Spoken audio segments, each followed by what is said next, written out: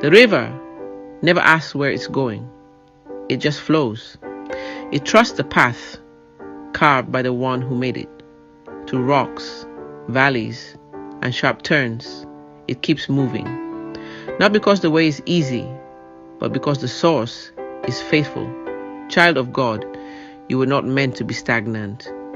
You were meant to flow, to move with grace through life's changes, to trust that even when the path bends, God is still guiding you.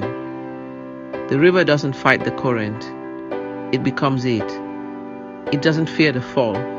It knows the waterfall only makes it stronger. Whoever believes in me, out of his heart will flow rivers of living water. John 7:38. Let go of control. Let God carry you. Flow without fear. Reclaim your life. Fix it at the root.